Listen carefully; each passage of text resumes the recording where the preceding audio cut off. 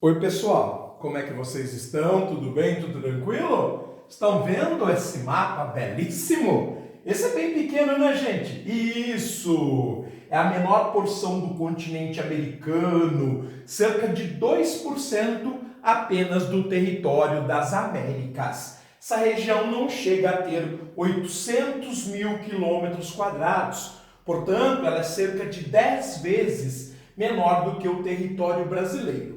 No entanto, é a região mais dividida do continente americano. A América do Norte é formada por 3 países. A América do Sul são 12. Nesta região nós temos 20 países. Então a América Central é uma região pequena, mas bem complexa do ponto de vista histórico, colonial, político e econômico. E por que a gente está fazendo a América Central especificamente? Porque recentemente no Jornal do Masa nós fizemos análise das migrações atuais do México para os Estados Unidos, envolvendo milhares de centro-americanos que vêm buscando nos Estados Unidos uma melhor qualidade de vida. Esta região ela está no norte da América do Norte continental. Ela é chamada de Triângulo Norte, formado pela Guatemala, por Honduras e por El Salvador. Então, por isso que nós estamos analisando a partir de hoje esses 3 países, o Triângulo Norte da América Central continental. Então, vejam que essa região que eu chamei de América Central continental, ela é formada por 7 países. Logo, 13 países estão espalhados pelo Mar do Caribe, por esses arquipélagos espalhados pelo Mar do Caribe. Esta região, América Central continental, porque ela liga a América do Norte, território do México, até a América do Sul, território da Colômbia. Aqui, então, se chama em geografia quando a gente tem uma estreita faixa de terra que liga grandes faixas de terra, nós chamamos essa ponte terrestre de istmo. Então, esta, além de ser chamada de América Central continental, ela também é chamada de América Central istmica. E na América Central continental ou istmica, nós temos 7 países. Belize, o único que foi colônia da Inglaterra, país mais jovem da região, de 1981. Guatemala, o país que tem o maior percentual de indígenas na formação étnica. El Salvador, Honduras, Nicarágua, Costa Rica e Panamá. Então esses são os 7 países da América Central continental ou istmica. Depois nós temos 13 países espalhados pelo Mar do Caribe. Esta região ela é chamada de Caribe, Caraíbas ou ainda de Antilhas. E dentro destes arquipélagos nós temos 2 divisões. As Grandes Antilhas, que a gente vê facilmente no mapa, caso das Bahamas, Cuba, Jamaica, e desta ilha chamada de Hispaniola ou Espanhola, onde nós temos 2 países. A República Dominicana Leste foi colonizada pela Espanha e a Oeste, o Haiti, país predominantemente negro. Aliás, é o país que tem o maior percentual de negros de todo o Ocidente, além de ser o primeiro país da América Latina a se tornar independente e o segundo do continente americano. O primeiro foi os Estados Unidos, o segundo foi o Haiti. Então a ilha de Hispaniola, ela tem 2 países, a leste, República Dominicana, ex-colônia espanhola, a oeste nós temos o Haiti, ex-colônia francesa. Então nós temos 5 grandes Antilhas, Bahamas, Cuba, Jamaica, Haiti e República Dominicana. Na sequência, nós temos 8 países nas pequenas Antilhas, que esse arco que vai de Porto Rico até Trinidad e Tobago. muitos ainda são possessões de países da Europa e 8 são independentes. Então, 8 países das pequenas Antilhas, 5 das grandes Antilhas, 13, mais 7 do Istmo, 10. E o que nós vamos... 20, né? Então, voltando, 8 das pequenas, com 5 das grandes, 13, com 7 do Istmo, são 13 e 7, são 20, não 10. Mas a gente vai analisar esse país aqui, ó, a Guatemala, capital cidade da Guatemala. Guatemala, que ao norte, faz fronteira com o México. Essa região que no passado, período pré-colombiano, ela era formada pelos maias. 39% da população guatemalteca ainda tem origem maia. Bem, gente, ao sul, fronteira com El Salvador e Honduras, e a leste com Belize. Então, feita essa apresentação, essa localização do contexto, vamos dar uma olhada nos dados da Guatemala. Guatemala é um país pouco populoso, são 16 milhões e meio de habitantes, aproximadamente a população do nosso estado do Rio de Janeiro. Tem uma área bem modesta, de cerca de 110 mil quilômetros quadrados. Isso significa que é aproximadamente do tamanho do estado de Santa Catarina, só que a sua densidade demográfica é muito grande. Como a população, em relação à sua área, é bastante elevada, nós temos cerca de 155 habitantes por quilômetro quadrado. Vocês sabem que no Brasil é 25. A principal cidade fica no centro do país, capital do país é a cidade da Guatemala, com quase 3 milhões de habitantes, percentual muito significativo, frente a 16,5 milhões de habitantes do país. Em relação à taxa de urbanização, é bastante reduzida, apesar da cidade da Guatemala ser muito grande.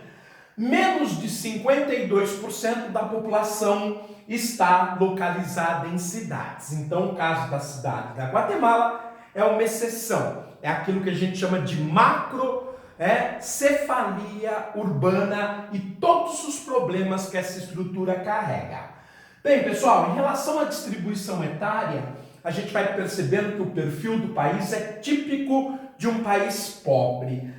35% da população está abaixo de 15 anos, é jovem, e só 4,5% são idosos. Portanto, é um país típico de grande crescimento vegetativo, quase 2% ao ano, que é bastante para o mundo moderno, para o mundo de hoje.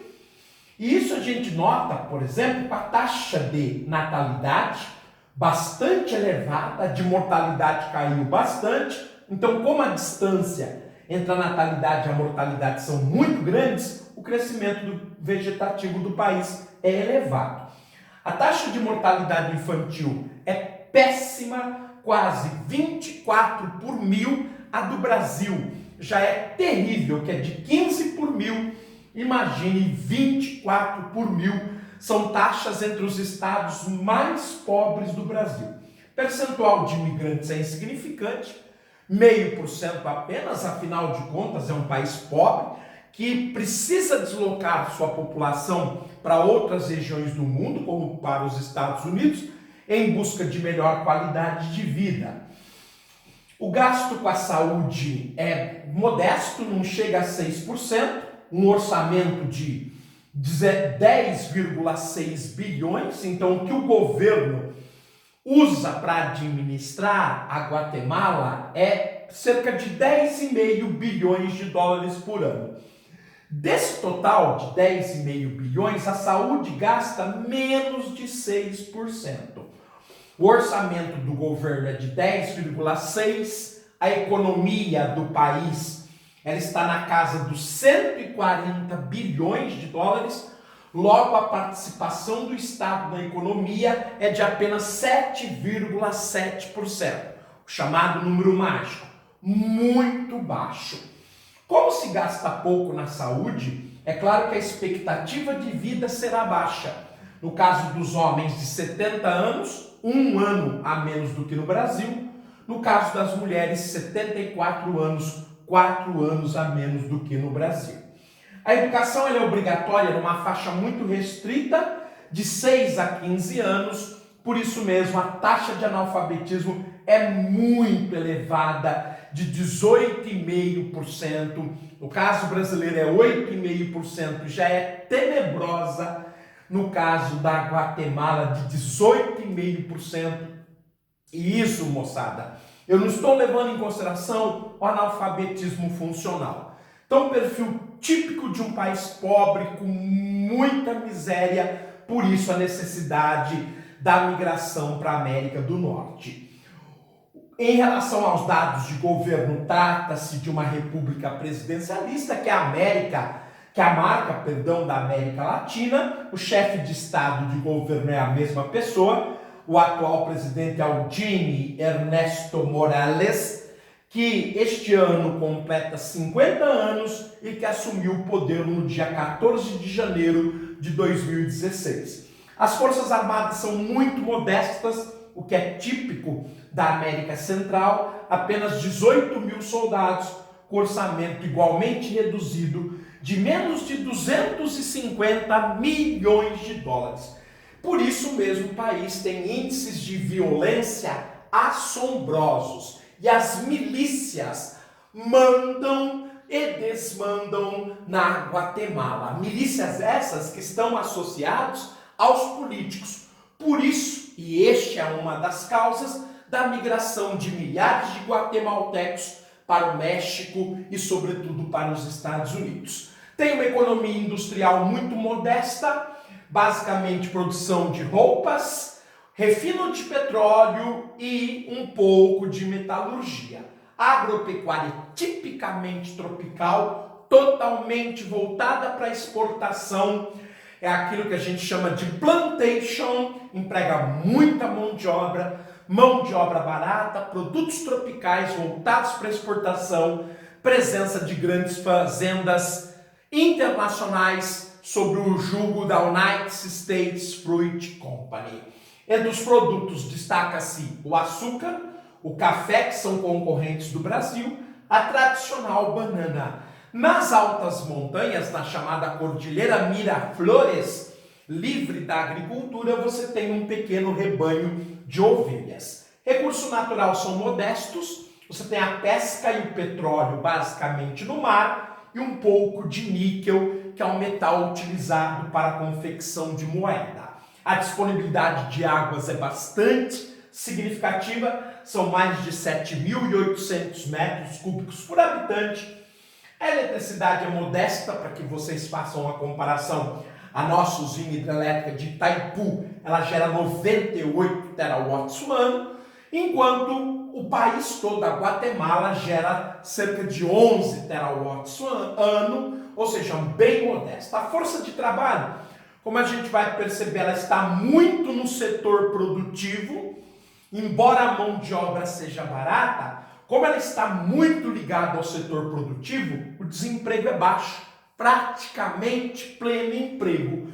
Mas com problema de segurança pública, apesar da situação de pleno emprego, como os empregos pagam muito pouco, às vezes você não consegue nem conseguir, obviamente, dar o sustento para a sua família, a subsistência e a existência. O setor primário é altíssimo, 30% da população. O setor secundário são indústrias ultrapassadas, mas a gente tem também um pouco de agronegócio, representa 21% dos empregos, e o setor terciário é praticamente 50%, mas há um bom equilíbrio entre o setor produtivo, primário e secundário, e o setor terciário. Então, por isso que, devido ao equilíbrio entre o capital produtivo e o especulativo, nós temos aí uma demanda de mão de obra bastante grande. Então, podemos dizer que a Guatemala desfruta de pleno emprego.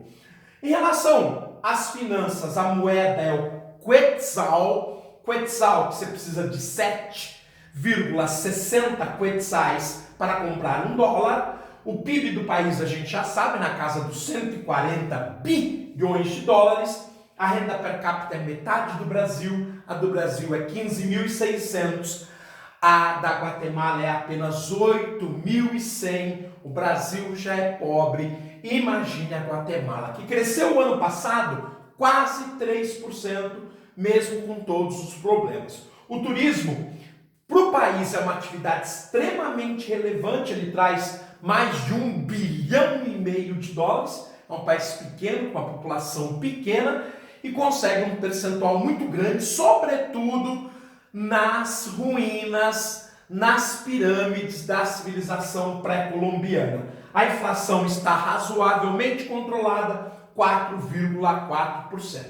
Um dos calcanhares de Aquiles da Guatemala, além do problema da segurança pública, das milícias e da participação dos políticos na milícia, é justamente a balança comercial. As importações são 17,5 bilhões de dólares, sendo que os países que a Guatemala mais compra, os Estados Unidos e a China, e as exportações são simplesmente 7 bilhões de dólares a menos. Ou seja, tem uma defasagem na balança comercial anualmente de 7 bilhões de dólares. Ora, o turismo cobre parte. Mesmo assim, a balança de pagamentos fica deficitária de 5,4 bilhões por ano, obrigando o Brasil a fazer empréstimos, aumentando a dependência dos Estados Unidos e da China, não tendo dinheiro para investir, por isso as forças armadas fracas, a saúde problemática, a educação muito defasada.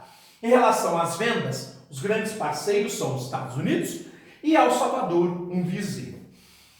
Em relação à infraestrutura, que garante um pouco de conforto à população, o país tem minúscula rede ferroviária, apenas 800 quilômetros, mas em relação à América Central, tem um índice interessante de veículos. Então, por isso que as ferrovias, o que é errôneo, o que é errado, são pouco utilizados, já que o transporte ferroviário é 5 vezes mais barato que o rodoviário. Mas o guatemalteco, tal qual o brasileiro, prefere o seu próprio veículo. Cada 1.000 habitantes, 132 têm seu próprio veículo. No Brasil, para cada 1.000 são 210. Aeroporto muito mal servido, país apenas 16. Telefones 14,6%, a gente já sabe que no caso brasileiro é 19%. Celulares interessante, né? O Brasil tem 113 para cada 100 habitantes. Na Guatemala a gente tem um índice superior. 118 linhas de celulares para cada 100 habitantes, é um item de consumo que sai fora da curva. A internet atende apenas 34% do país, é muito pouca, eficiente, e a banda larga então nem se fala, é uma internet de baixa qualidade, de uma era pré-alta qualidade, de apenas 14%. Eu espero que vocês tenham aí um panorama, uma base, um conhecimento sobre a América Central e sobre a Guatemala, e a gente vai continuar no Triângulo Norte, falando proximamente de Honduras e de El Salvador. Fico por aqui. Tudo de bom. Até a próxima. Valeu, gente!